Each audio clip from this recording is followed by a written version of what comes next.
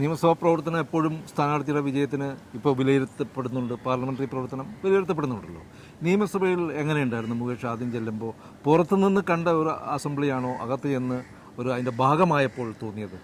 ഞാൻ ഇപ്പോഴും ഇപ്പം രണ്ടാമത്തെ ടേം ആണെങ്കിൽ പോലും ഞാൻ ഒബ്സർവ് ചെയ്യുന്ന ഒരാളാണ്. ഇനി എവിടെ ചെന്നാലും നമുക്ക് ഭയങ്കര ഒബ്സർവേഷൻ. കലാകാരനായതുകൊണ്ട് നമുക്ക് രണ്ട് സൈഡിൽ നിന്നും ഫ്രണ്ട്സ് ഉണ്ട്. പ്രതിപക്ഷവും നമ്മുടെ ബെസ്റ്റ് ഫ്രണ്ട്സാണ്, ഭരണകക്ഷിയും ബെസ്റ്റ് ഫ്രണ്ട്സാണ്. അപ്പോൾ അങ്ങനെയുള്ള ഒരു ഭയങ്കരമായ ഒരു പ്രിവിലേജ് ആസ്വദിക്കുന്ന ഒരാളാണ് ഞാൻ. എൻ്റെ തൊട്ടടുത്ത് കഴിഞ്ഞ ടേമിൽ നടന്നൊരു സംഭവമാണ്. അവിടെയാണ് എനിക്ക് ഈ രാഷ്ട്രീയവും ഈ ഫ്രണ്ട്ഷിപ്പും സാധാരണ ജീവിതമൊക്കെ ആയിട്ടുള്ളൊരു വ്യത്യാസം മനസ്സിലായത്. അപ്പോൾ എൻ്റെ ഇപ്പുറത്തെ അടുത്ത സീറ്റിൽ ആരെങ്കിലും ഇല്ലെങ്കിൽ ചിലപ്പം ഐബിയുടെ വന്നിരിക്കും. അന്ന് ഐബിയുടെ ഉണ്ടായിരുന്നു. ഈ എന്താ അൻവർ സാദത്ത് വന്നിരിക്കും, ഷാഫി പറമ്പിൽ വന്നിരിക്കും, ഇവരെല്ലാവരും ഇരിക്കും. അല്ലെങ്കിൽ നമ്മുടെ സഹാക്കളിരിക്കും. അപ്പോൾ എല്ലാവരും കൂടി ഇങ്ങനെ ഇരുന്നപ്പോഴത്തേക്ക് ഓഖി ദുരന്തം വന്നു. ഓഖി ദുരന്തത്തിൻ്റെ ഒരു ചർച്ചയും കാര്യങ്ങളൊക്കെ നടന്നപ്പോഴത്തേക്ക് പെട്ടെന്ന് ഓഖി ദുരന്തം വന്നിട്ട് പല സ്ഥലങ്ങളിലും കോൺഗ്രസ്സുകാർ റോഡ് ഉപരോധിച്ചതുകൊണ്ട് ആ ഓഖി ദുരന്തത്തിൽപ്പെട്ട ആൾക്കാരെ ആശുപത്രിയിലേക്ക് കൊണ്ടുപോകാൻ പറ്റിയില്ല. ആംബുലൻസിന് റോഡിൽ മുഴുക്ക കോൺഗ്രസ്സുകാരിയ്ക്കുകയാണ്. അപ്പോൾ പല ആൾക്കാരും അവിടെ ആയിപ്പോയെന്ന് പറഞ്ഞപ്പം അവിടെ നിന്ന് ഇരിക്കുന്ന ആൾക്കാരൊക്കെ കൂടെ പറഞ്ഞു, അങ്ങനെയൊന്നും സംഭവിച്ചിട്ടില്ല. പക്ഷെ കൊല്ലത്ത് സംഭവിച്ചിട്ടുണ്ട്, ഞാൻ കണ്ടിട്ടുണ്ട്. കളക്ട്രേറ്റിൻ്റെ അപ്പുറത്ത് ഇവർ നിരന്നിരിക്കുന്നത് കൊണ്ട് പല സ്ഥലത്തോട്ടും തിരിയാൻ വയ്യാതെ. അപ്പം ഞാൻ അവിടെ നിന്നുണ്ട് മൈക്കൊന്നും ഓണമെന്നല്ല, ഞാൻ പറഞ്ഞ് നടന്നിട്ടുണ്ട്, കൊല്ലത്ത് നടന്നിട്ടുണ്ട്, ഞാൻ കണ്ടിട്ടുണ്ടെന്ന് പറഞ്ഞു.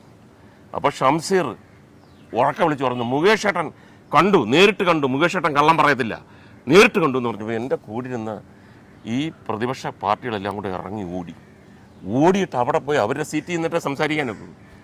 ഇവർ നമ്മുടെ ബെസ്റ്റ് ഫ്രണ്ട്സ് ബെഡാലി ബംഗ്ലാവ് കയ്യിരുന്നാണ് ഇതിൻ്റെ പുറത്തോട്ടിറക്കരുത് കേട്ടോ, കണ്ടെന്ന് എവിടെ കണ്ടോ എന്ന്. ഭയങ്കര ഷോക്കായി പോയത് കാര്യം പറഞ്ഞാൽ. അടുത്ത നിമിഷം വരെ അവിടെയായിരുന്നു. അതെ. എന്നിട്ട് ഇത് കഴിഞ്ഞിട്ട് തിരിച്ചു വന്നിട്ട് സോറി കേട്ടോ, നമുക്കത് പറഞ്ഞില്ലെങ്കിൽ അവിടെ ചോദ്യം വരുന്നതുകൊണ്ടാണ്. അങ്ങനെയുള്ള ഭയങ്കര വ്യത്യസ്തമായ ഒരു ആ സമയത്ത് ഒരു നിമിഷം കൊണ്ടൊക്കെ മാറി വേറെ സൈഡിലോട്ടൊക്കെ പോകുന്ന ഭയങ്കര ഒരു അനുഭവമായിരുന്നു. അതുകൊണ്ട് മുകേഷിന് രാഷ്ട്രീയ എതിരാളികളില്ല എന്ന് പറയാമോ? അതെ, രാഷ്ട്രീയത്തിന് എതിരാളികളില്ല എന്ന് പറയാനൊക്കത്തില്ല. ഒരാളുടെ സീറ്റ് നഷ്ടപ്പെടുമ്പോഴാണല്ലോ വേറൊരാൾ കയറി വരുന്നത്. സിനിമയിൽ പോലെ തന്നെ സിനിമയിലിപ്പം അങ്ങനെ ഒരു ഡീപ്പ് ഫ്രണ്ട്ഷിപ്പ് ഇല്ല എന്ന് തന്നെ പറയാം. കാര്യം ഒരാളുടെ ഒരു പടം പരാജയപ്പെടുമ്പോഴാണ് വേറൊരാൾ വിജയിച്ച ഒരാൾ വിജയത്തിലേക്ക് വരുന്നത്. എന്നാൽ ഫ്രണ്ട്സാണോ ഫ്രണ്ട്സ് തന്നെയാണ്.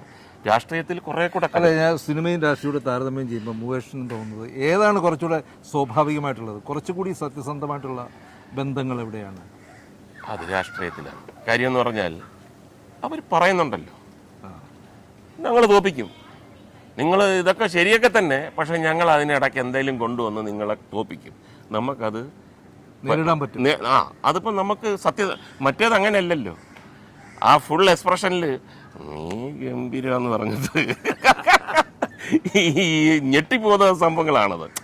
ഇത് പക്ഷേ നമ്മളെല്ലാം ഇങ്ങനെയുള്ള ഈ എക്സ്പീരിയൻസ് കൊണ്ട് ഞാൻ നേടിയെടുത്തെന്ന് പറഞ്ഞു കഴിഞ്ഞാൽ, ചില സമയത്ത് ഞാൻ സിനിമയിലായാലും രാഷ്ട്രീയത്തിലായാലും ഞാൻ അങ്ങോട്ട് പറഞ്ഞിട്ടുണ്ട്, നിങ്ങൾ എതിർക്കണം കേട്ടോ എന്നെ, നിങ്ങളത് പറഞ്ഞിരിക്കണം, അല്ലെങ്കിൽ നിങ്ങൾ പരാജയപ്പെട്ടു പോകും കേട്ടോ. നിങ്ങളെന്തുകൊണ്ട് എന്നെ ദുഷിക്കുന്നില്ല?